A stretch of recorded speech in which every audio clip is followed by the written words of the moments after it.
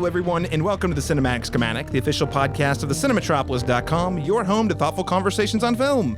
I'm your host, Caleb Masters, and today we are stepping into the world of assassins that falls underneath the high table. Everyone's an assassin. That homeless guy in the street, assassin. Guy in the McDonald's drive-thru, assassin. Guy at the gas station, assassin. These podcast co-hosts across the table from me, definitely assassins. Yeah. That's right, ladies and gentlemen. We are reviewing John Wick Chapter 4. As always, we're going to start with an icebreaker question, memorializing Lance Reddick this week. Before we jump into a spoiler-free review of John Wick Chapter 4, and we'll also there provide a verdict, and then we'll conclude the conversation with an in-depth spoiler discussion. Ladies and gentlemen, if I'm going to go fight the high table, as I do, I can't do it alone. I've got to have a dog and people on each side of, like, a left hand, a right hand, someone. I got to have all the assistance I need, right? There's a lot of people I need. And first and foremost, I have to have co-host of the Cinematic Schematic and an award-winning Oklahoma filmmaker, Laron Chapman. Laron, welcome back. Thanks for having me. That is a spiffy suit you've got on, sir. Thanks. You want me to see if it's bulletproof? Are we Kevlar aligned? The question is, if you put a big ransom on my back, a hit on me, I'm wondering how many people would turn on me in the streets. That did cross my mind during that scene. So, do you know, anytime you're walking down the street now, you got to look over the shoulder. Is that homeless guy? Is he a homeless guy, or is he an assassin? Is there something in that McDonald's bag? Oh my gosh, I trust no one. That is what I have learned from the John Wick films. Also, I am super excited to welcome back a writer and a former host on this podcast back in the soundtrack days, Alexandra Bohannon. Alex, welcome back. Hi, thanks for having me. I have to say that you all are horrible influences. The reason why I started watching these films was because of you people. We tried. But I'm so thankful to be brought over to the dark side and under the table. Under the table is where it's at. I'm going to link this in the show notes, listeners, but I know it's been a while since John Wick Chapter 3, Parabellum, the only movie that has a subtitle for some reason. That bothers me so badly, I gotta say. John Wick Chapter 2, John Wick Chapter 3, Parabellum, John Wick Chapter 4. Alex actually joined us for the review of Chapter 3 back in 2019. Okay. Very cool. Slept a few times since then, but I went back and listened to the part of the episode. And I was like, oh yeah, Alex was on that one. Great times. Hell. Yeah, I forgot about that too. I was like, I just knew that I was influenced. I think I've seen, except for the first one, I've seen every movie with you. And so I saw 2 and 3 with you. Oh, that's right. In theaters. Wow. Okay. So that's crazy. All right, man. Full circle. Goes way back full circle. Can you believe it? 2014, that was 9 years ago. So I think the second one was 2015, 2016, somewhere in there. Man, why did you do that to me, Caleb? That hurt. And now we're all converted Wickians, which I think means something differently. Wikipedians. Not to be confused with Wikipedians or Wiccans, but we are Wickians. Also, listeners, just wanted to give a quick shout out. Originally, we had planned to have John Wick, Keanu Reeves enthusiast Dalton Stewart, a co-host on the Good Trash Genre Cast, joining us today. But unfortunately, due to all sorts of shenanigans, probably an assassin from the high table, if I was guessing, he was not able to make it today. But he did, I did get a phone call from him on the old phone, like you'd see in the movie, where he said, hey, just tell the people that if they want to hear my opinions about John Wick, go listen to the Good Trash Genre Cast episode 500, where apparently Dalton, Arthur, and Dustin went back and reviewed the previous films. So, number one, congratulations to the Good Trash Genre Cast on 500 episodes, huge accomplishment. And two, if you're sad that Dalton's not on this episode, much like I am, talking about Keanu Reeves without him just feels not right. Yeah. You can go check out his thoughts there. All right, ladies and gentlemen, before we get to today's review and icebreaker question, I just wanted to quickly note that if you're listening to the show and you want to make sure I'm not taken out by assassins, you want to supplement my Kevlar suits because they are quite expensive, and you enjoy the conversation, please support us by heading over to Apple Podcasts and Spotify and leaving us a rating and review.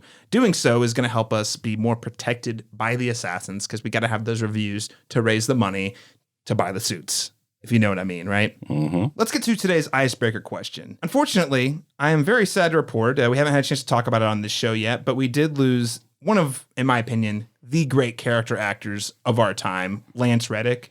And I know he's not necessarily a household name for the mainstream, but if you've been watching genre TV or genre film, or even if you play like video games, you've probably either heard Lance Reddick's voice or seen him. This guy has done it all. Of course, we're talking about he played Sharon in the John Wick series, but also I think most notably for a lot of people who watch TV, played Cedric Daniels on The Wire, a really pivotal role. He's a key character in the Destiny video games, which I know there's a huge fan base for that. So this guy has been around the block. So instead of talking about fun things about the movie, I just wanted to take a moment to remember the legend that was Lance Reddick, who was taken from us, frankly, too soon, only at the age of 60. I still am kind of like trying to wrap my head around that guy. Yeah. This dude was jacked too, like seemed like very healthy.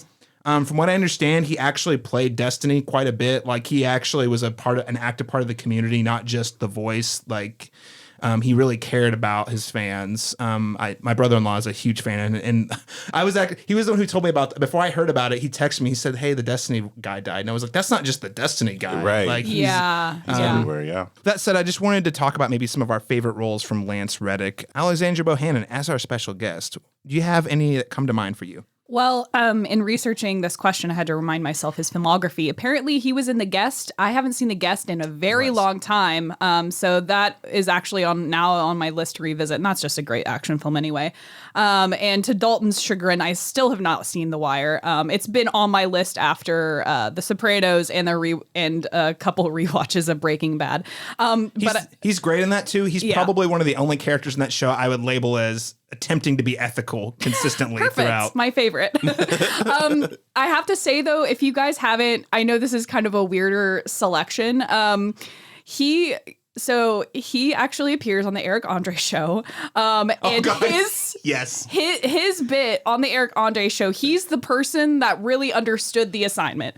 And you should just look at his performance. It's all on YouTube. It's under 5 minutes. And then all of that coming full circle, like 3 or 4 years later, when they finally do have LeVar Burton on the show. So that's actually just of someone that really truly understands not just, the seriousness of his craft in acting, but also doesn't seem to take himself too seriously. And I think that's, it seems like he cared about his fans and he really cared about the craft, but then also knew that at the end of the day, what we're doing is entertainment. So, that's a notable up top of mind performance for me. I know that a lot of Josh's friends were really sad due to the Commander Zavala in Destiny, and they had like in-game memorial for him. Yeah, apparently. there was a really beautiful that night. There was like a huge gathering on Destiny to kind of memorialize the day after he passed, and like that's and like a lot of people showed up. There's celebrities, there's people who are good at their job, and then there's people who are like pillars of their community. And that's definitely. I think he was definitely that for many people, especially the Destiny community. Laron, what is one of your favorite performances from Lance Reddick? What I love about his body of work is he's one of those actors that has been around for so long. He's popped up in so many things. Like you said, we just don't know how many things. You don't realize that you're familiar, you've touched base with this person. I think that's the testament of a true character actor, who's been in your life and you didn't realize it because they adhere to those roles so well. But I think I was introduced to him. What I know most from him is of course, The Wire. And I think what I love so much about his character in that is that you said he tries to be ethical. What I love is that he does straddle that line between, fighting for the right things, but also knowing exactly how to clean up shit. So for optics, he's hyper aware, hyper calculated in that way. And I think that makes for some really exciting, unpredictability as in that series, because kind of where he stands, but you don't know how he's going to react in any particular moment because it changes based on the circumstance. So he understands how the systems work. Yes. And he's very seasoned.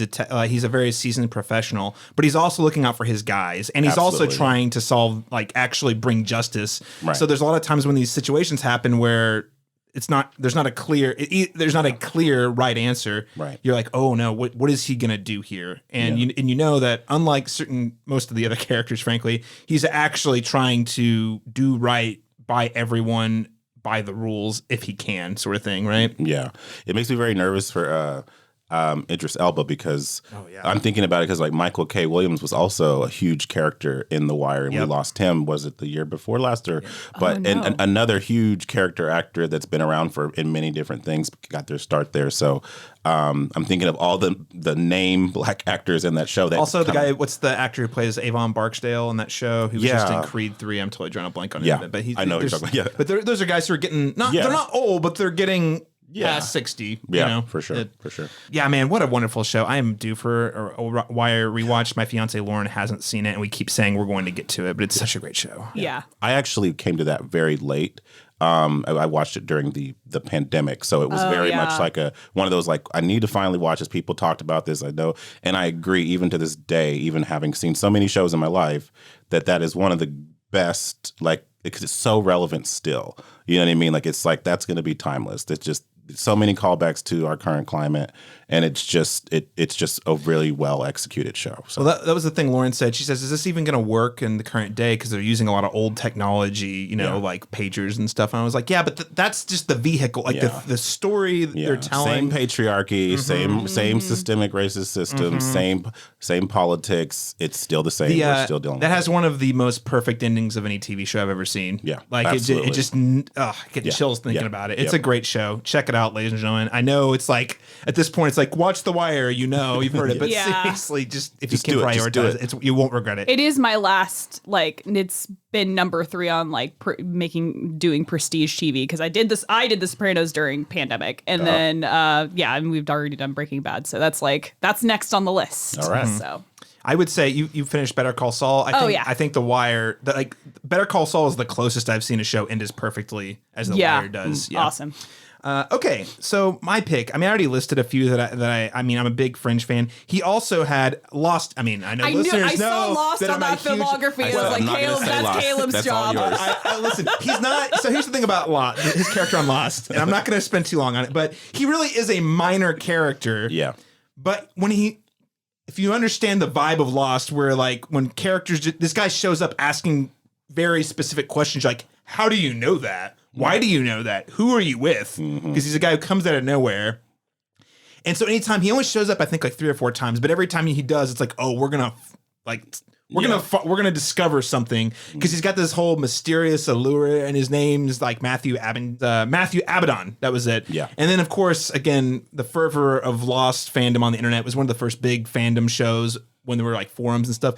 Everyone analyzed the shit out of everyone's names because if you watch Lost, there's things like John Locke, like Jack Shepherd, like all the names kind of meant something. So for him, it was like Abaddon had some sort of roots in the biblical name related to like the beginning of the apocalypse or something like that. Anyway, it was like, oh, so this guy is going to come in and stuff's going to happen. Right. So I wouldn't say it's his most memorable performance because I think it's 4 episodes that I've got here. But every time he shows up, something's going down, and he plays that mysterious, like you don't know his motives or any of that so well. Honestly, though, Fringe is probably my biggest one. Philip Broyles, again, he plays sort of like the senior detective who really doesn't understand any of the science going on. In fact, he's the guy who's constantly like, what the heck's going on? Yeah. But he's also kind of the anchor, whereas the rest of the characters in that show are like bouncing around. They all can trust him. Yeah. No matter what weird thing is happening, he supports his team. Even, in multiple realities and all that good stuff. Last thing I'd shout out to is Bosch, a show I have not watched, but I know there's I have a lot of friends who are big fans of that, especially dads. It's a very dad show. And again, I just want to reiterate, like, so many video game movies are coming out. And in fact, our next episode is going to be based on a couple of gaming oriented films.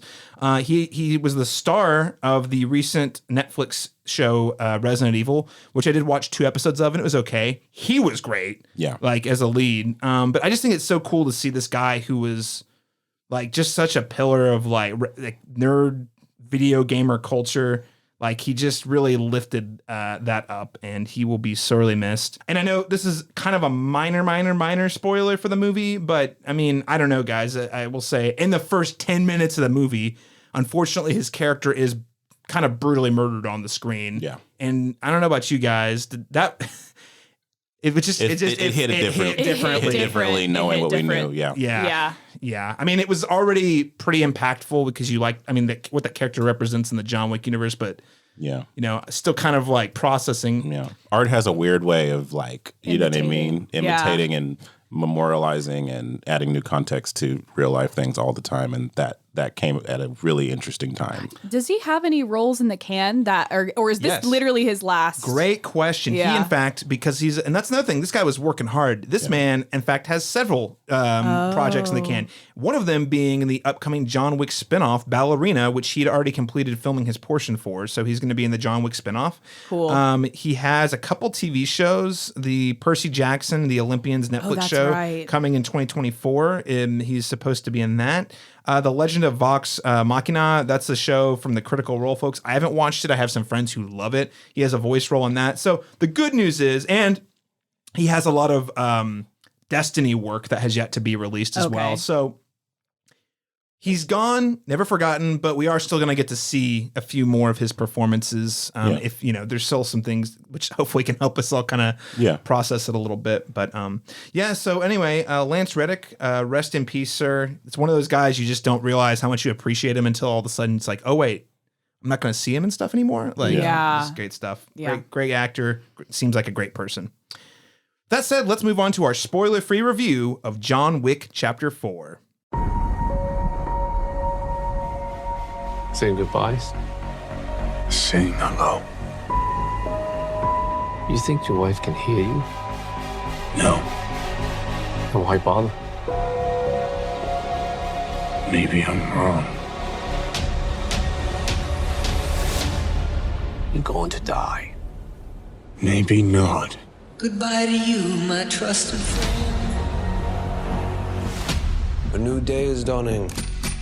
New ideas, new rules, new management. We've known each other since we were 9 or 10.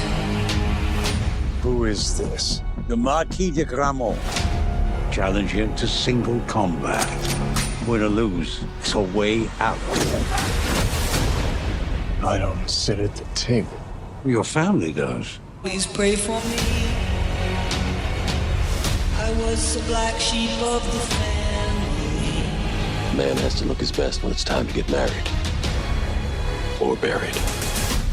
I'm going to need a gun. So according to IMDb, John Wick Chapter 4 is described as John Wick uncovers a path to defeating the High Table. But before he can earn his freedom, Wick must face off against a new enemy with powerful alliances across the globe and forces that turn old friends into foes. But with that said, let's talk about John Wick Chapter 4. Laron, Chapman, kick us off here. What did you think of this film? Okay, now I went into this. I saw a lot of 5-star reviews on Letterboxd, and I was like, guys, is it that good? Is it really that good? You know, it's like, you know, and I mean, so I went into it with a little trepidation, being a fan of the series and everything, but still just thinking, is the fourth one? The hype going into this movie was really big. It was robust. I was skeptical as well.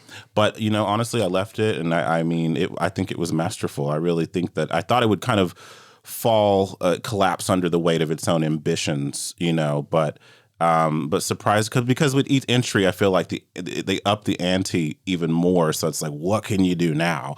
You know what I mean? And the fourth chapter doesn't seem like where you're going to peak, you know what I mean? Like, so I was really surprised leaving it, just how much I enjoyed it, you know, and just how this movie that started in such humble beginnings, this series that started, you know, has become this mammoth of a franchise, you know, of an action franchise, you know. So, I was a huge fan of it. Very good. So overall, it lived up to the hype. Oh yeah. I think this might be, and we'll get to it later, this might be my favorite entry. So all right. Okay. I'd love to hear that. Alexandra Bohannon. Yeah.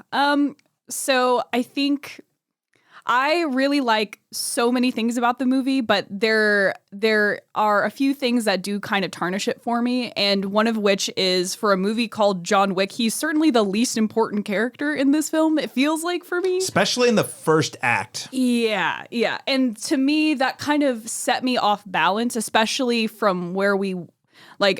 it's like I didn't necessarily expect at the end of chapter 3 where we're going to immediately pick up like how it had in the previous two, where it's like, oh, this is literally 10 minutes later and he's running the streets of New York trying to figure out himself. I didn't really think that's what we were going to do with this film, but there were a lot of the things that they were trying to set up and kind of not retcon, but structure things to where it ended up going. And honestly, it felt like it was like a lot of things they had to adjust to get it to its final destination. And it did it really kind of, in a way for me, somewhat clumsily in that first act. But once we got the marquee in, I was like really super on board. It just was kind of getting us all on the same page. Like it felt like this was stuff that could have been maybe, tied into the end of the third movie to kind of get us to where we're starting with a clean slate for 4. But I wasn't mad about any of it. And everything about the film, like this is me being extremely nitpicky. The cinematography is beautiful. I really like the fight choreography. The score was fantastic. There's some really interesting things done with camera work and movement. The costuming and the world building. I mean, that's one of my favorite things about the film is how crazy the world building has gotten from those humble beginnings, as you were saying. Yes. Like, remember when this was about a man and his dog in the first film? And the only rule was no business on continental grounds. Yeah, and now we've just kind of have this really fascinating, explosive world. And again, I mean, I think I talked about this on one of the Avatar pods I did for the show. The refreshment of this not being MCU or Disney or Star Wars. Like the idea that this is a new IP that people with their brain thoughts just came up with these ideas of like world building and making things interesting. And that in itself was extremely refreshing to me. But yeah, I would say the biggest hindrance to me on this were some emotional stakes, but overall I give this a really high praise. Very high praise. Yeah. So here's my thoughts. I don't want to lean into hyperbole, guys. Yeah. And I did see this movie a second time, and I will say the second time I think kind of helped me. Balance is probably a better word. The way I feel about this is there are some of the great action movies that I can think of that come to mind. There are movies like Mad Max Fury Road. There are movies like The Raid Redemption. There are movies like pretty much any of the Mission Impossibles aside from the first 2. Those are great movies. They're just different. Different, exactly. I even think of things like Die Hard, Fast 5. John Wick 4 is in that echelon for me. Oh, absolutely, yeah. Yeah, it is in that echelon. I went from a 5-star to a 4.5 star. I think this movie is basically an action masterpiece in that the pacing is pitch perfect. The movie really hits the ground running, and I'm sitting here thinking, how are we going to top the first? There's a whole probably 30-minute sequence in Osaka at the beginning of the movie. Yeah. And I'm like, man, did they just blow their wad in the first 30 minutes? No. Every single time I'm like, there's no way they can top this. Yeah. They do it. In fact, the Osaka sequence is like the weakest action sequence in the entire film. Exactly. And that's By the time you get to the end. And exactly. And it's at least as good as having just rewatched the first 3. It's on par with the final sequence of the last movie. I would agree with that, yeah. Donnie Yen shows up, and we also get Hiroki Sanada, which huge fan of that guy. Always love it when he pops up. Everything about this movie, they keep upping the stakes within the movie. And again, we'll talk about runtime more in a second, but I remember when the runtime came, it was released that it was 2 hours and 49 minutes. I was like, uh-oh, we've gone too far. Their ambitions are too bloated. big. It's going to be, it's going to be cobbled together. Right. And could they have cut out at least 1 or 2 of these major action sequences? Yeah, they could have, and the movie would have worked. Do I want them to? No, because they're so freaking cool. Yeah. Like, that's the thing. And it works enough, right? Yeah. It's like we could make this, you could tighten this up, but I like them all. Like, and the other thing I want to note here, and I think this is true through the whole series, is you never do the same thing twice. So each action sequence is different than the last one. And I think that's consistent throughout the series. There are some that are kind of similar. We get another club sequence here, but in this one, there's like a big waterfall, and the whole architecture is different. The way they shoot it's different. Osaka, it was reminiscent of the final set piece at the Continental in the third movie, but also has its own, it's things about that make it unique. You have Donnie Yen, you have samurai swords. Like, I don't think the John Wick franchise ever does the same thing twice. Yeah. At least not exactly. There's some that are close to overlapping, but they're doing a unique spin on an action sequence. So all that's to say, as an action movie, just purely based off of everything I'd ask for in an action movie, which is impressive stunts, things I've never seen before, production design, just enough world building to make me curious, and enough character work for me to care. I think this movie lands. Now, I dropped it from 5 to 4.5 stars for one reason, And that is, I think, in my mind, the very, very best action movies, the ones that I love the most, the ones that I tend to revisit the most. So Mad Max Fury Road or Die Hard. Usually those have something else going on underneath the surface that I find a little more compelling. There's a lot of different ways to read those movies. This is pretty straightforward. It's still just a revenge movie. And that's not a problem, by the way. I don't think you have to do that other thing. That's, for me, what puts it from a 4.5 to a 5 star. Fair. That does not mean this movie is bad or lacking. It just means its goals are not as ambitious from a more thematic character perspective as perhaps those other two films I mentioned. For me, the closest to my mind it comes to is The Raid Redemption, which is another movie that's like, there's not really a lot going on here other than, holy cow, this action's incredible, and it continually escalates throughout the film. For a fourth entry in a franchise like John Wick, the fact that it's this good this far is so impressive. So that's a long way of me saying, guys, I like the movie. Okay, I mentioned the runtime. I'd love to hear what you guys thought. Alex, I mean, do you think this film earned the runtime? I think that for me, the runtime really felt the runtime in the Osaka sequence because it felt like we were trying to really set up all the set pieces. And honestly, this is me going too hard or being controversial, but I know that it's Keanu Reeves. How old is he? He's 56, 50 something. I don't know. Maybe he's approaching 40s, 60. 50s. Okay. So I feel like, especially in that sequence, we can really start to feel some of him as an actor his age, in terms of like, especially with the nunchuck stuff, I felt like that for me didn't quite land as, I mean, maybe I know I'm being nunchucks are really hard to do. I know. I'm not critiquing his ability. It's just maybe a little bit. I think that it's okay. You're critiquing his ability. He's not going to come after you. No. It's just, it's in the table after. No, you're gonna have a mark on you after this review's done. I think that particular, I don't have a word for it other than the museum training room, because it did feel very reminiscent to the ending sequence of the Continental, especially with like the architectural elements of that room. I think that could have been tightened a bit for me, but everything else in the Japan sequence really worked. And then I don't have really as many quibbles about the stuff later on. It's really that first act that I felt the runtime. I would agree. The pacing in Act 1, I think, is probably where they could have, if they were going to make cuts, they probably could have. Yeah, and I think maybe it's comparing it has the tough act of following Act 3, in which that first, I remember sitting with you in the theater, and that first 30 minutes of just like boom, boom, boom, boom, boom. It was just of Chapter 3. Yeah, just unhinged in terms of the action and everything that transpired in that act. But now we have to kind of slow down, reset, set up some stuff, and then kind of get going. I think that's where I could have lost maybe 10 minutes, but we're quibbling over 10 minutes, right? So it's not a ton. Okay. So. All right. So we could have trimmed a little bit, but it's not terrible. Laron? You know, I actually did feel the runtime, but not from I was bored standpoint. It was more so by the time we got to the final set piece, I was exhausted. But I think that, again, that could be by design. I think that's by design, because his character from the first scene is like, oh my god, I'm over this shit. You know, like, but so there is we'll talk about it in spoilers. There is a sequence in which he does a thing, only for him to have to do the same thing again. And normally you would be like, oh, that's so dumb and repetitive, but it works. It's so good. It's like that is an all-timer, like from hard-boiled level action sequence where you're like, this is going to be a great one we talk about in 20 years, how John Wick did the thing twice. Yeah, exactly. So I think So I felt the runtime, but I kept, asking myself, like, I mean, he's gone through a lot. He's endured a lot. He's tired, so it makes sense that the audience ourselves would kind of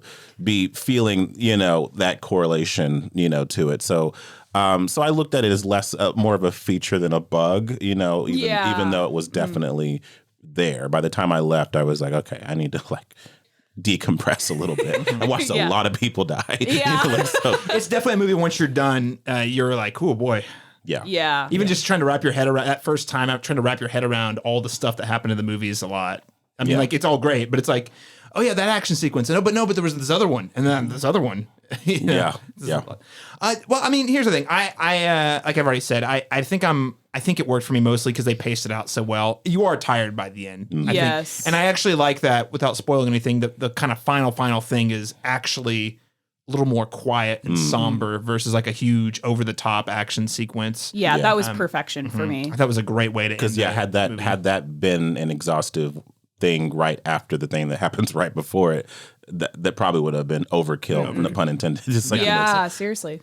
Well, we also, again, despite this being the fourth entry, we get a lot of new characters in here. And I thought, personally, this was every new character I was on board with. I don't think they've always worked in every film, but this one we get Donnie Yen's Kane, which, holy cow, so good. Amazing. Bill Skarsgård's Marquis Vincent de Gramont. I hope I said that right. You get Hiroki Sanada's Shimatsu Koji and Shamir Anderson as Mr. Nobody or the Tracker, depending on how you want to they credit it. I don't know. What did these new players really bring to the table to freshen things up, or do you think they did? I mean, Laron, I'll start with you. Yeah, I think every one of these new characters understood the assignment, especially Skarsgård, who I appreciate the costuming team here for his exceedingly extravagant suits. Yes. Every scene, I was like, come on. It was just like extravagant suits, and they also got the most ridiculous venues to film in. There's that whole that he's not. I don't know. I wish I knew the locations, but he's in a museum at one point. It's like they didn't have to film this in a museum, but that's the point. This dude thinks he's that big, right? There's like one of them has like sparkly glitter on it. Oh, the black glitter. I was like, what is happening here? It's like every scene. I was like, so. But I think that these new characters really diversified and amplified the threat in the story, so like we have obviously an A storyline, but there's different variables at work at the same time. So he's fighting different conflicts simultaneously. It's like the guy that's on my back, but also the guy I'm after. And then so it's just kind of I think it added some diversity there, and then some flamboyance to the whole affair, which I thought was really fun and nice, and added some like fun flavors to the story. So there were some ones that like this Mr. Nobody character. Yeah. Second Mr. Nobody action character, Fast and Furious fans. Especially the second time. The first time I was having a hard time. I was trying to figure out that guy's angle the whole movie. And the second time, once I had a better understanding, I really was able to appreciate what he brought to it, which was kind of an element of chaos, which is this guy is some like young scrappy up and comer trying to get into this world, and kind of how that's a reflection of John Wick himself, and it kind of adds an extra layer there. Alex, how about you? How did these new characters work for you? I overall thought this is largely my personal problem with the film, is that Wick's emotional stakes, since we're so far out from the first film and the wife and the dog, that they're the one that kind of freshen the emotional heart of the action. And so having Donnie Yen's Kane with the daughter, I thought that he was basically my favorite part of the film. And all of his action sequences were wonderful, but then also the emotional core was there. And same thing with Rina, the daughter of Hiroki Sanada. I'm sorry. But I thought that she also had some really great emotional stakes. A lot of father-daughters in this franchise. I was actually listening them out. We have Kane and his daughter, we have Hiroki and Rina, and then we have Halle Berry and Sophia. Lots of estranged daughter, I need to protect her type of relationships, which I thought was interesting. Anyway, all of that to say, I thought that the stuff about the other characters had the emotional heart of the film for me.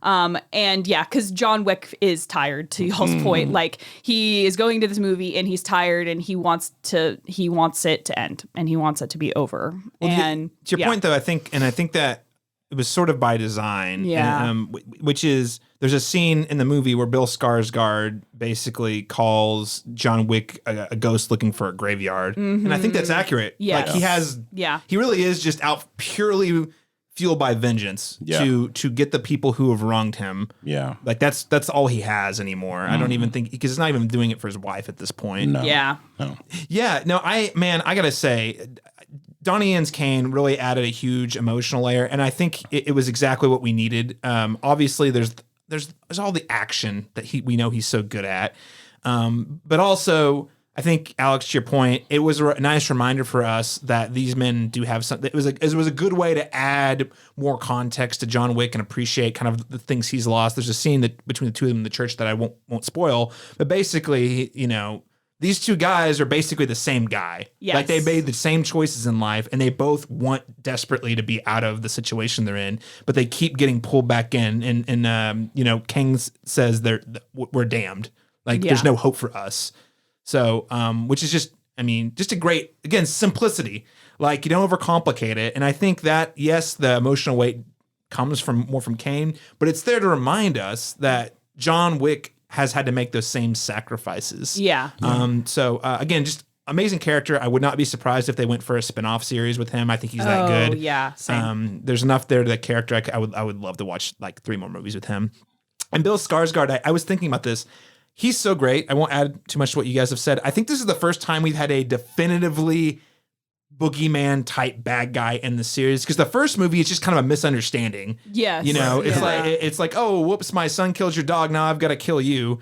And the second one, you have his old buddy who tricks him into the thing, but he's not really he's a threat and he's trying to kill him, but he's not like out for vengeance. It's just business, right? Yeah. And the third movie, he's really just trying to survive. The High Table is more of like a construct. There's an organization. This movie, they give Bill Skarsgård is the face of the High Table. And I think that actually added a lot of weight to me for the threat. He's the man behind the scenes, kind of masterminding, and he has a lot on the line as well in terms of his career. Yeah. So I just think all of that was super, super fun, and it made me really appreciate it. Again, on rewatch especially, yes, this is an action movie. Yeah, thematically it's pretty straightforward, but these characters do add a lot of wrinkles in that I appreciate. Agreed.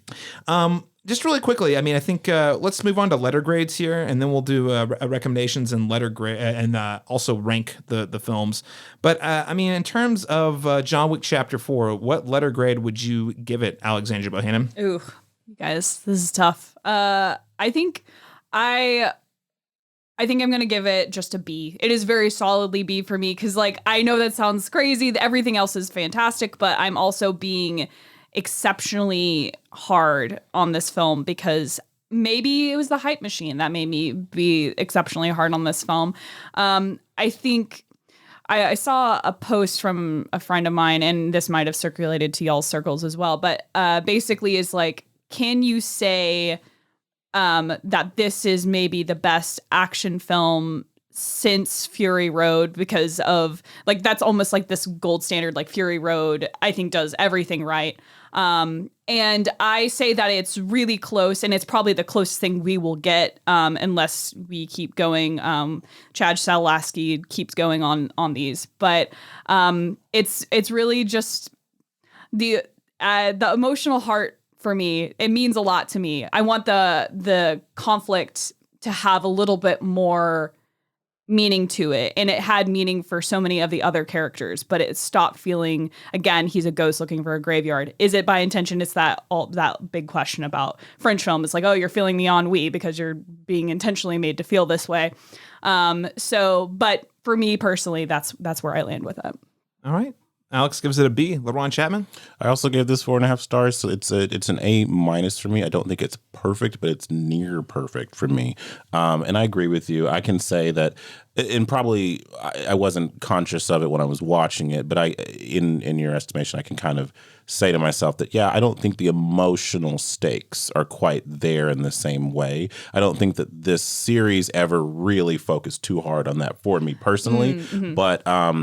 But I think that probably would have, particularly for this last entry, would have been a nice addition to the rest of it. But I think from a technical standpoint, it's masterful in the way that it's designed, and it's masterful in the way that it's executed. And there's so many scenes in this I want to rewatch over and over and over and over again. So for that, it does have some replayability, even despite its very long runtime. So.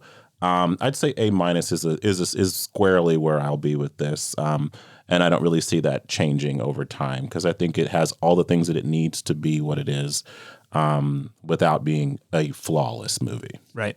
Yeah, I'm going to go with an A. I'll be the highest on this. I think, again, that the one thing that's keeping me from saying A+, because I do think the craft is so impressive. Yes. Like the Technically. things they do in this movie are unbelievable. There's a sequence, an action sequence. We'll talk about more in spoilers probably, but the God's Eye sequence. Holy cow! I've so many times in this movie I was like, I've never seen this before. We've been so fatigued by a certain type of movie that we've been having to watch over and over again. Seeing something like this, we're like, wow, I've never seen this before, and I don't know how they did it. It's just so exciting and refreshing, and it reminds me of like why I love movies so much. But yeah, the craft, the set, the production design, the directing, the cinematography, the way they color it, all of that is so impressive. I can't give it less than an A. Okay.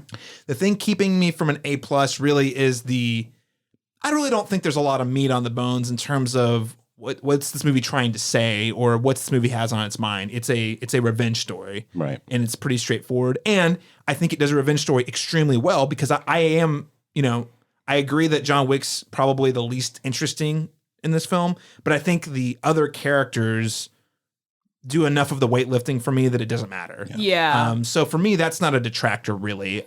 But the big thing is I'm not going to be thinking about this like Fury Road. I mean, gosh, I can watch that movie every time I see it. I have a different perspective on it, and it makes me think about things like the environment, the patriarchy, the world we live in, climate change. All of this stuff is on my mind when I watch it. And John Wick, I just don't think it has that going for it. Yeah. And Die Hard is another one. Like that movie has a lot of meta. There's a lot of meta in that movie, kind of critiquing action movies as a whole that I just don't think this movie has either. And again, that's not a detractor. it's just if you were going to go from, it's like the cherry on top of the cherry on top. Right. That Because I think a great example would be like, for example, like Tarantino's like the Kill Bill. Yeah. Here's a revenge story where we're emotionally invested in her journey in both volumes, and so even when we're not watching action sequences, we're emotionally invested. And I think that's what it is when this movie's settling on, when we're in those heavy dialogue sequences that wind up before we get to the next big action sequence.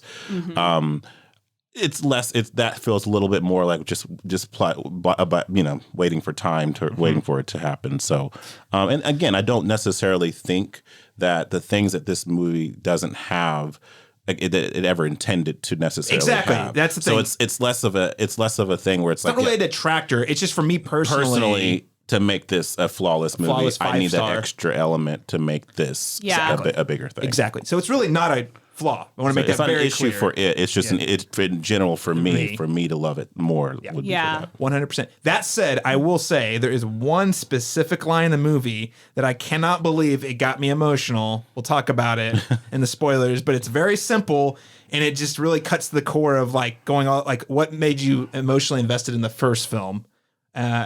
Anyway, it's a great line. We'll talk about it more. What else would we recommend to listeners who like any of the John Wick films in particular, but John Wick Chapter 4, Laron, Chapman? I mean, we've mentioned the Raid Redemption. There's clear references there in terms of the relentless violence, but beyond that, I mean, I think Atomic Blonde came to mind. Love that film, and it has that same kind of visceral, long form action sequences that are very impactful, and not all these quick cuts, that kind of like we get to live in those moments in long wide shots as they play out, so you really get to see the choreography and not all of the edits. So really appreciated that. Another one that kind of comes to mind, it's definitely on the lower end, but a movie that I think got better over time. Each entry was like the Bourne trilogy comes to mind. The Matt Damon one, not the tail end one with Renner, I think, but The Legacy. The Legacy. Yeah, I don't count that one. No one does. But yeah, I think those are some good references. I think that for people who like this would like those. All right. Great recommendations, Alexandra. I'm so glad to hear another Atomic Blonde. I think Atomic Blonde, unfortunately, in terms of like in a similar way that this film maybe got a little overhyped to me, Atomic Blonde was exceptionally overhyped to me, which in going into the theaters I was disappointed. But yes, to your point, the cinematography, the action sequences, I would put those in kind of this echelon too. I would also recommend Drive as an example of how to do a mostly silent protagonist with a little bit of more of that emotional core. And that's not to critique Reeves's performance. It's just they're not necessarily apples to apples in terms of like, oh, this is a driving heisty movie and this is more of an action film. But I think that's a great reminder, and of course, like the cinematography and the score and everything is just really beautiful in that film. I'd also, this is kind of a cut that I think Caleb will appreciate, for that overhead sequence, Hotline Miami, a classic video game. Yep. I guess it's not classic, came out in 2013, but again, it's classic enough. Classic enough.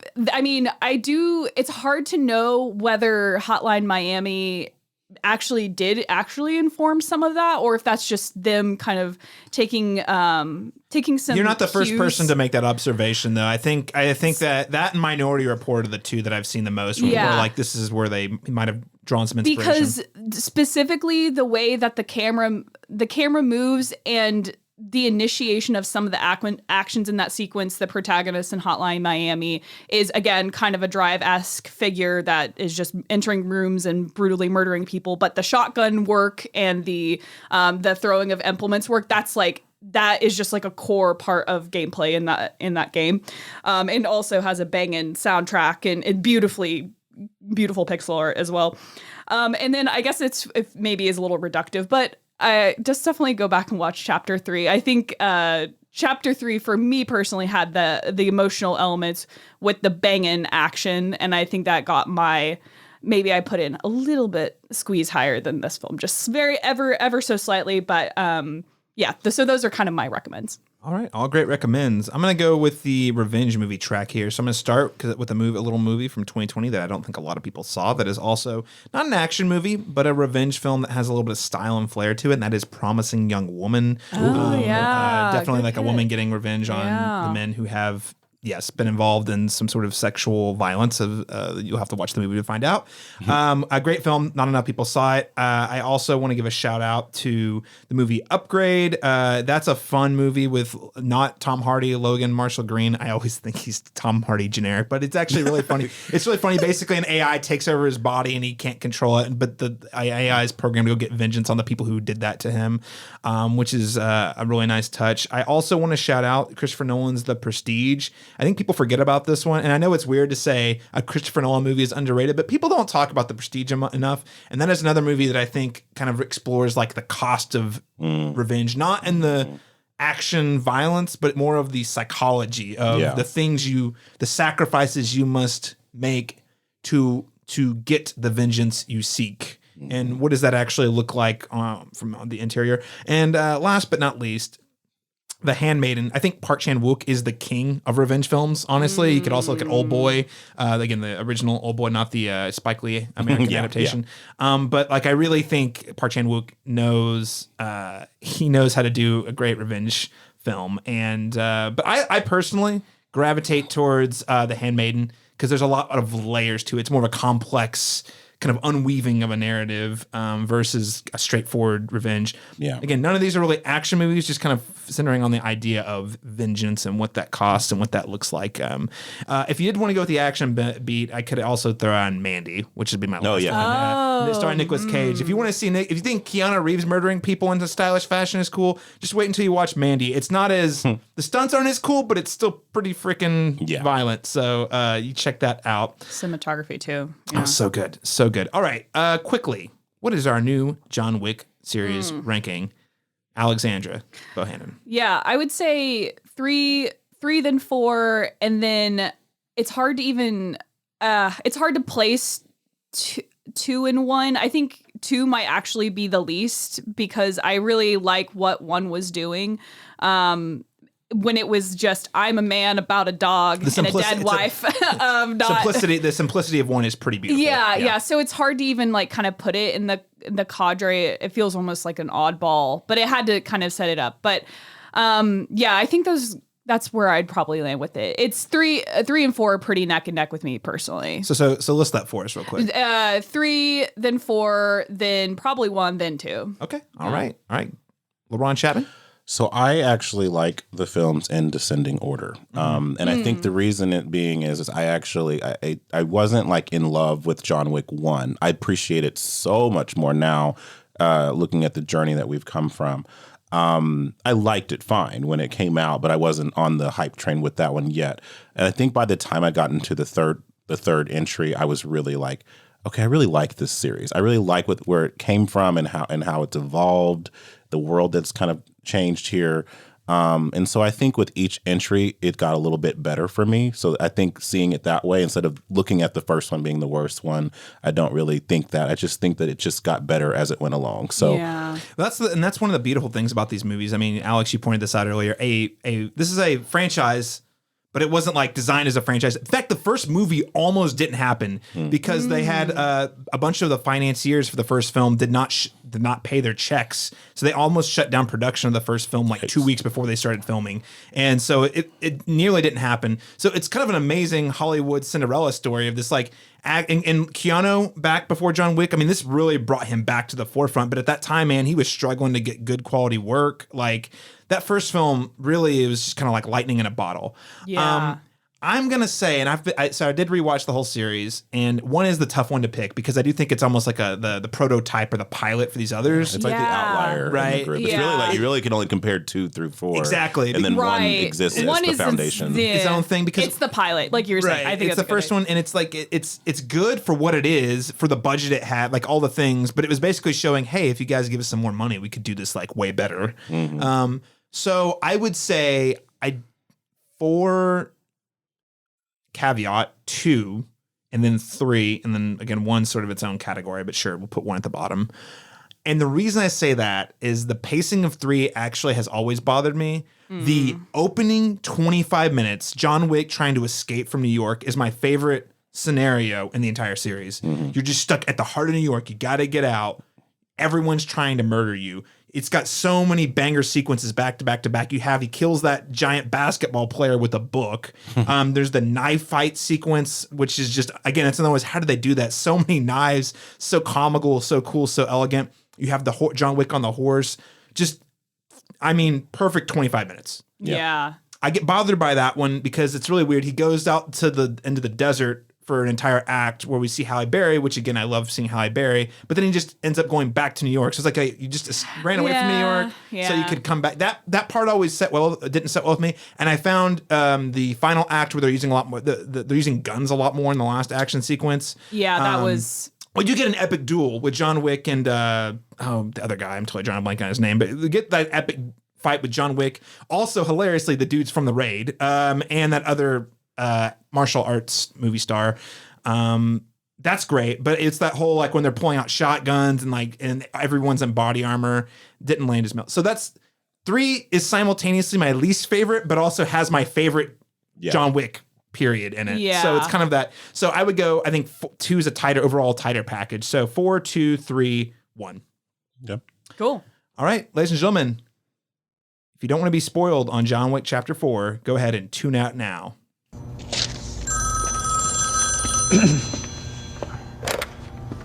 Aurelio speaking. I heard you struck my son. Yes, sir, I did. Yeah, may I ask why? Yeah, well, because he stole John Wick's car, sir, and killed his dog.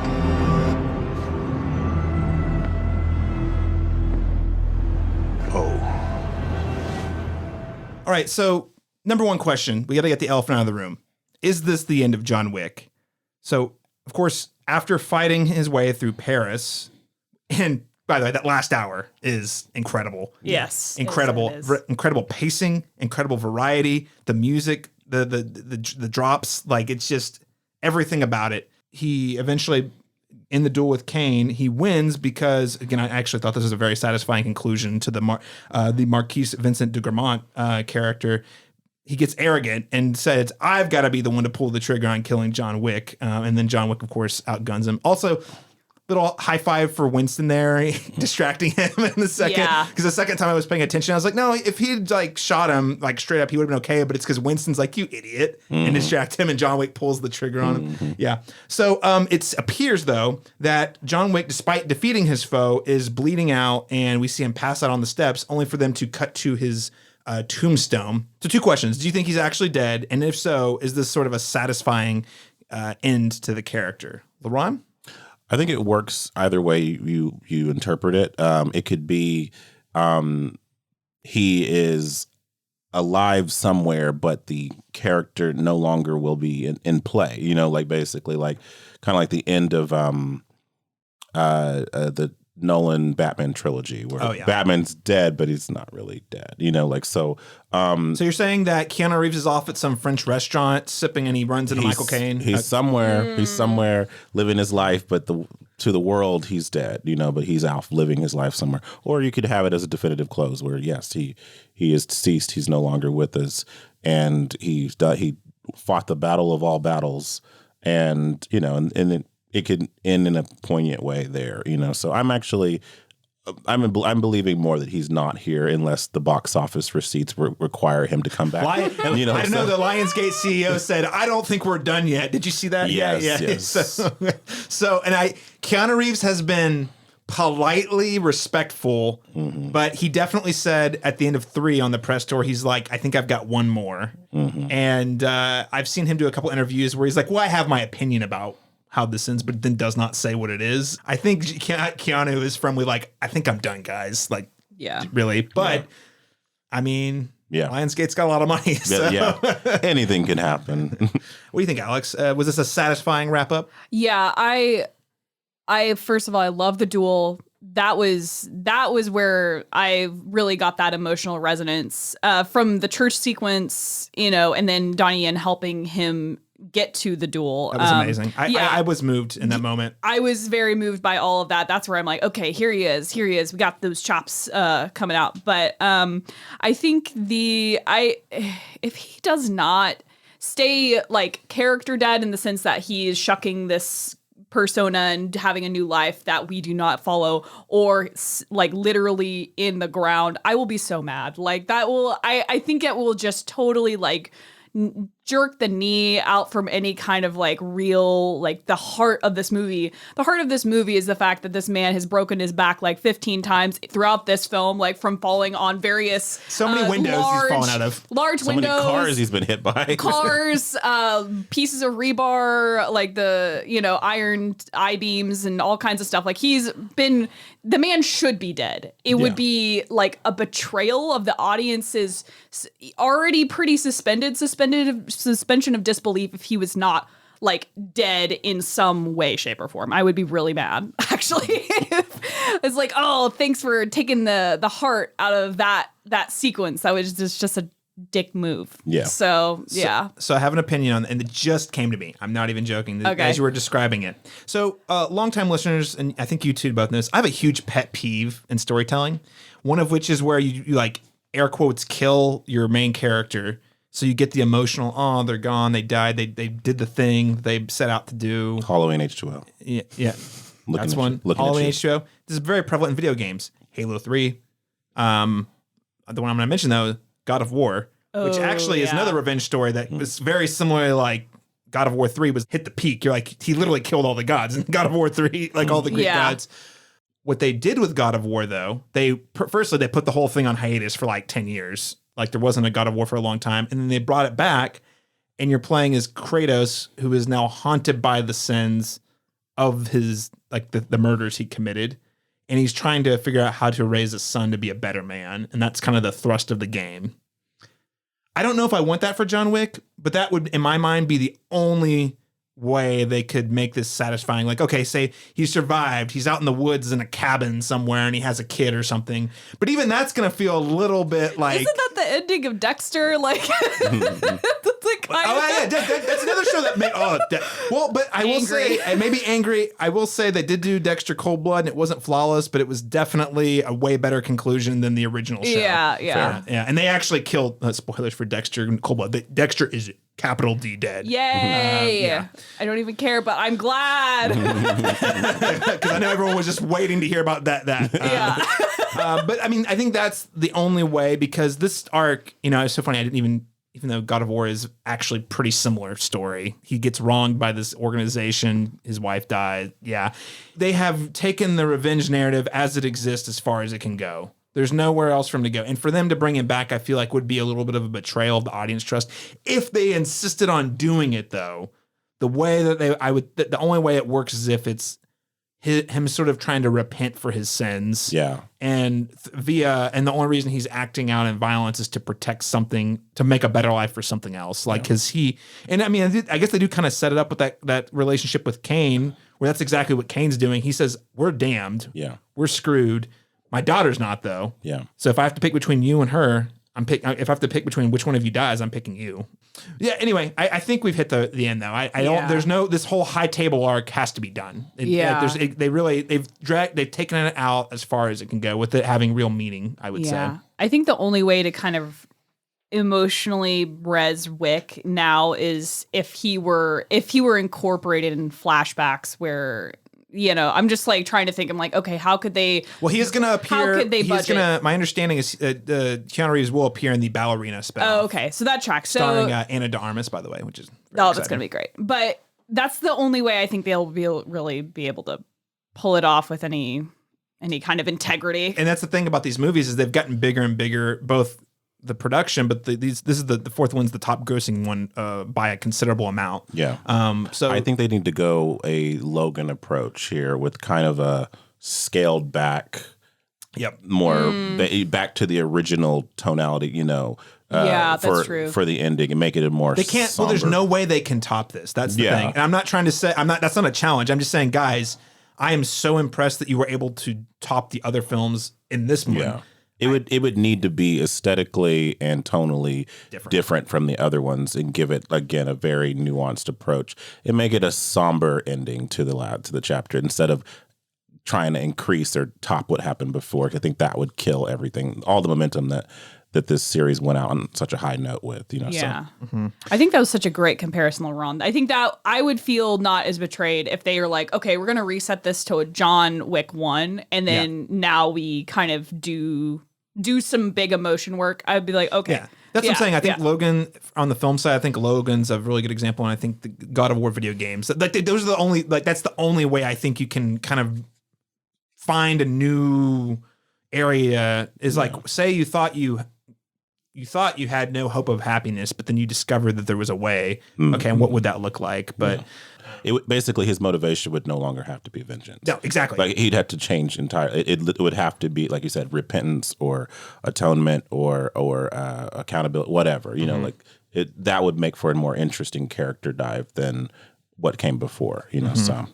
Yeah, for sure. Well, I mean, again, that kind of brings me to the thought of like, where is the vengeance going to end, which is sort of the second idea I want to hit on. And because I really think at the core of all these movies is vengeance. There's not a lot. It's a vengeance story. Several characters in the movie are asking us that same question, like, where does it end? When is this over?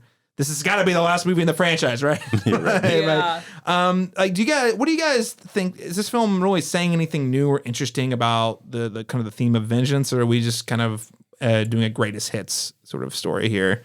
I mean, I feel like what I take away from it, of course, is that violence only begets more violence. And so it's an insatiable appetite that can never be, satisfied.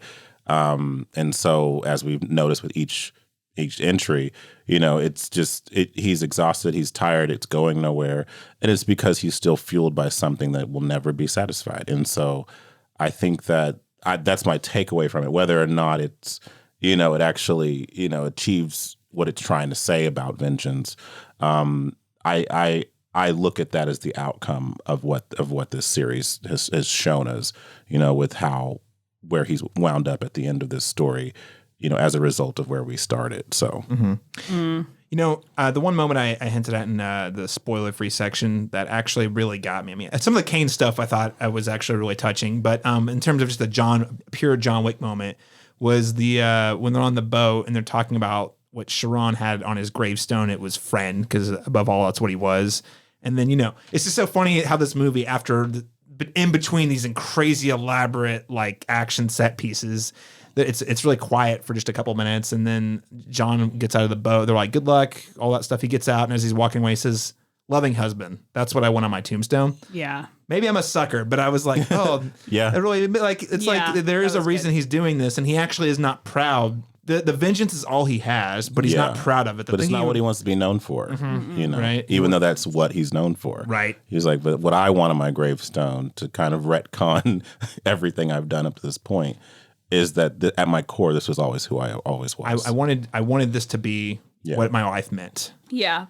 But the movie at the same time is trying to say, was there another way? And I feel like the movie is kind of pointing us through the character of through Donnie Yen's Kane character and a really minor character, the guy who is like the referee for the duel, who has the exact same finger chopped off as Clancy John Brown. Wick. Yes. Speaking of Clancy Brown connections, we've talked Dexter New Blood. Okay, anyway. But yeah, I think it's kind of interesting. It kind of says, okay, let's like John Wick is tired, but then there's almost this line of there's no other way, because here are two men that have given it all for the table and it's never been enough. Like they are consistently being asked to like sacrifice parts of themselves, like literal body parts of themselves, including Mr. Nobody, who does that as that hand maneuver. That was an intense scene.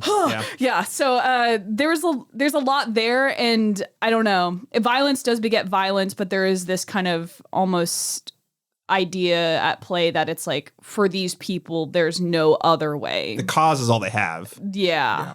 The Clancy Brown character, that was a nice touch. That was such a nice touch. I think he was was it the Harbinger was his name, I think. But I love that. I just love Clancy Brown. I know everyone knows him as Mr. Krabs, but he's also the voice of Lex Luthor, and he's another one of those, again, John Wick franchise using really prolific character actors. Another one of those character actors who's been doing the work for decades and so good. And he's got that big, deep voice. But he was able to kind of sniff out Bill Skarsgård's real motivations. He's like, this isn't about John Wick. This is about you proving that you can't be stopped. And he calls the bloodshed unnecessary. Kind of like that, those little layers, you know? Yeah.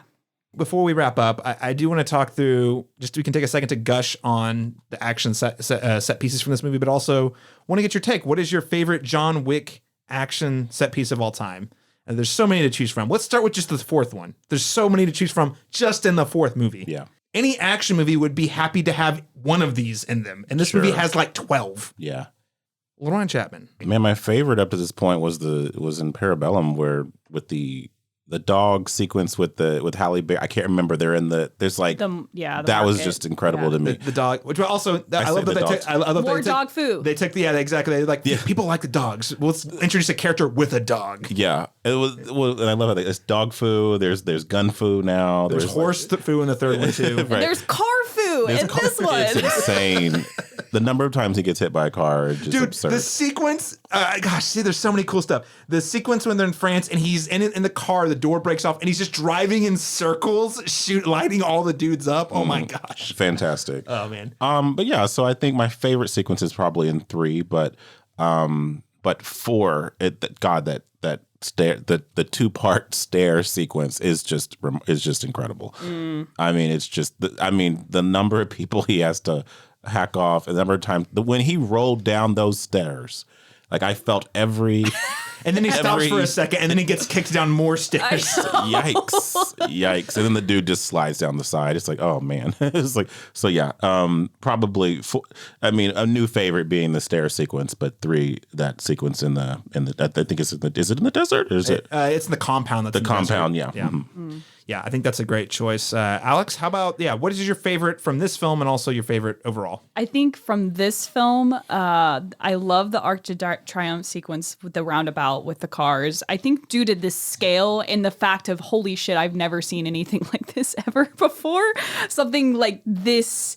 Because I'm sure, Laron, you'll understand this too. It's like part of your like film production in your brain. You're like, oh my God, think of all the permit. Think of what they had to do to do that. Oh God. Oh yeah. Just like, and it kind of like I think the scale of what it took to do that, and then all of the pieces that had to be just absolutely perfectly choreographed to get that. That really set that totally apart from me.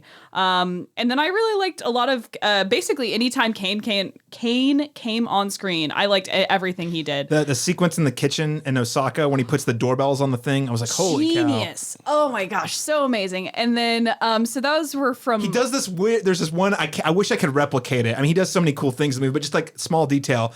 When during that fight he uses a sword, but at one point he does this weird wind up with his wrist and he just punches like an upward cut. Yeah. It's like one of the coolest. I was like, how did he do that? Yeah. Okay. And then You're good. Why did I forget? What was I trying to say?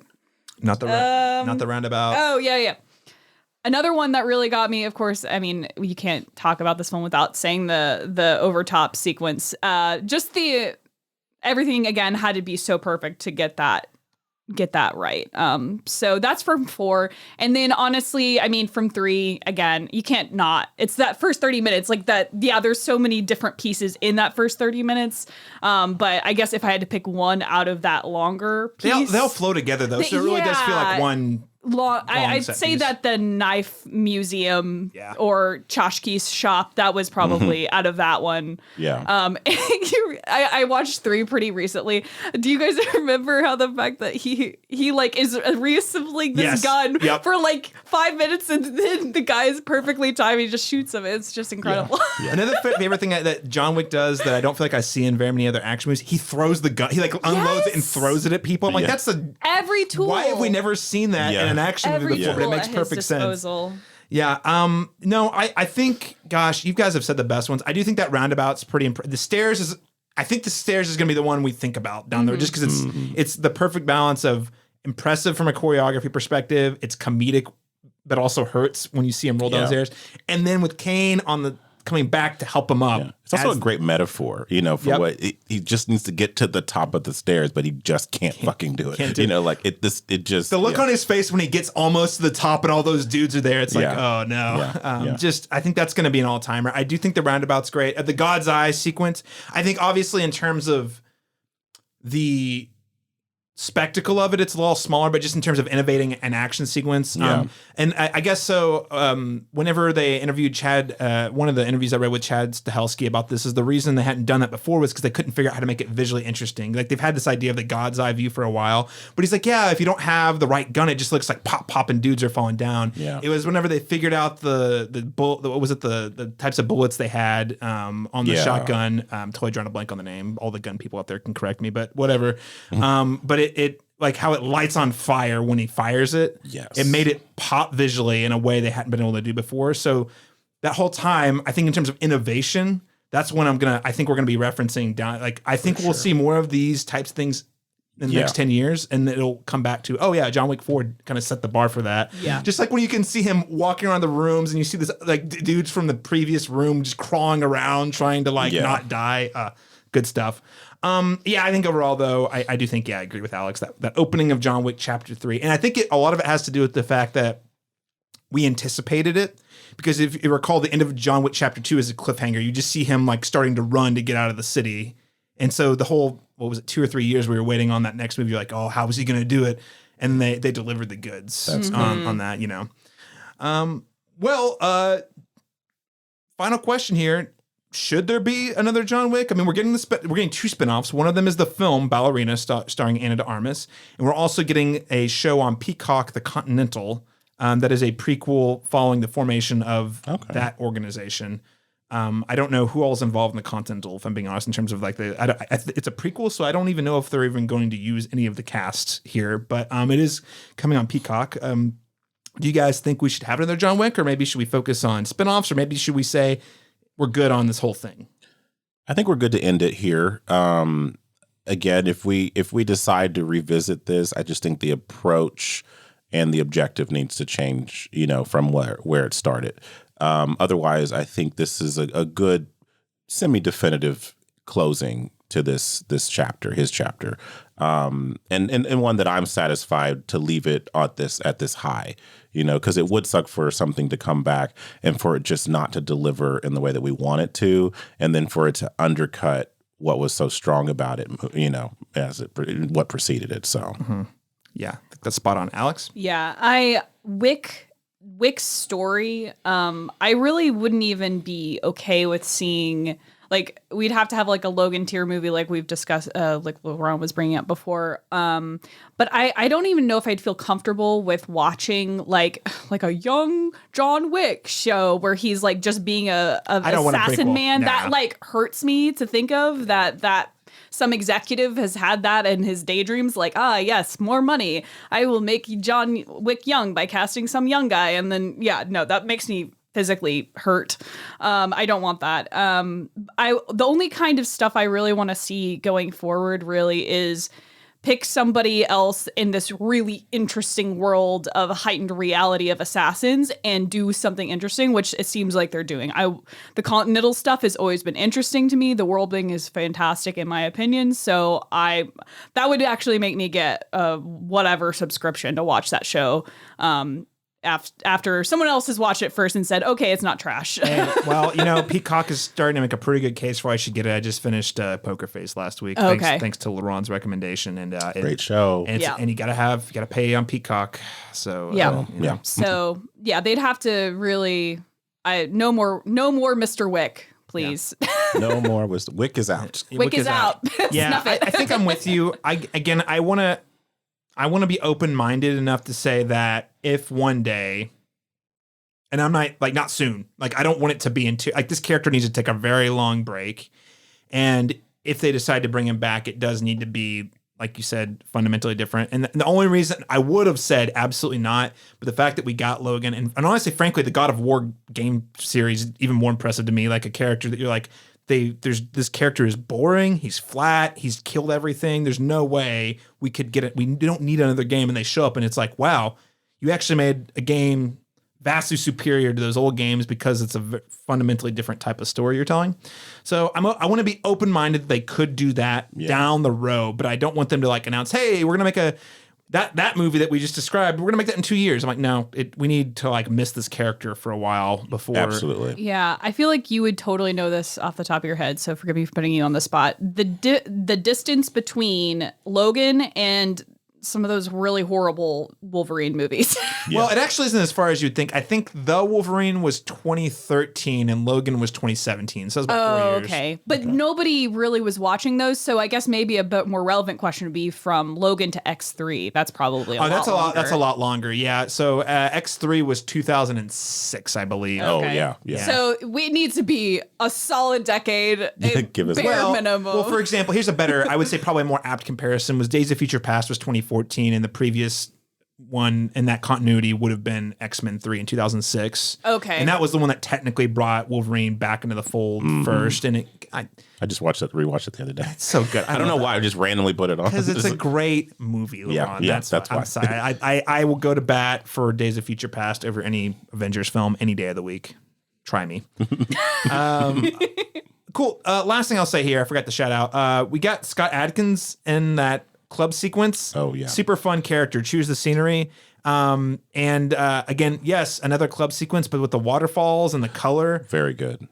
That put it on my. It was my next thing to mention. If everyone said the stair scene, I would say visually removing the God's Eye sequence because that's just I think a huge innovation. But in terms of a traditional action sequence and a club, visually might be one of the most impressive things in the entire series because the way they use the color and the water, the slow motion, and the way he died and the expression on his face. I know, and that's the one time in the movie my first audience was super into it, we were all cheering the whole time. The second audience, very quiet. I was very sad for the second audience because that was the one guy doing and all that stuff.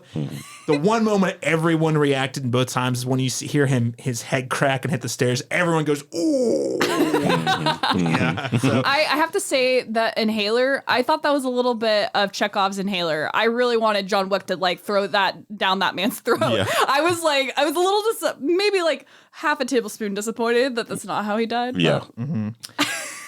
All right. Well, that is all we have time for today. Ladies and gentlemen, thank you so much for tuning into this week's review of John Wick Chapter 4. Stay tuned. I'll tell you what we're going to be reviewing in our next episode. But first, where can we keep up with our special co-host today, Alexandra Bohannon? Hi. So I'm a writer. I write professionally. And if you need things written for you, you can always hit me up. I have a new writing Instagram, so that'll be by Alex Bohannon. And then you can also find me on my Substack, just launched. You can find that at by Alex Bohannon, BOHANNON .substack.com. All right, Laron Chapman. I'm also a writer, but I do not have a website. But I did write a new feature screenplay that I would love for you to read at some point. Yes, please. But you can follow me on Facebook under my name, Laron Chapman. You can follow me on my Letterboxd reviews for films with the handle _Black_Cinna_man. Awesome. And you can find me on Twitter, Letterboxd, and Instagram, all at C Masters Talk. That is letter C Masters Talk. Instagram, more generally non-film things. Twitter, random film, TV, video game things. And Letterboxd, of course, movie reviews. And of course, you can find all of the work we're doing here, including more episodes of this show and a lot of written essays over at the cinematropolis.com. Thank you so much for everyone for joining us. We'll catch you again next time when we return with another double feature review. It's so much fun. We have too many movies to talk about, so now we have to pit them against each other. And the theme for this next one is going to be a lot more clear than Cocaine Bear versus Creed 3. It's going to be one for the gamers, because we're going to be reviewing both Dungeons and Dragons and the Super Mario Brothers movie. Can't wait.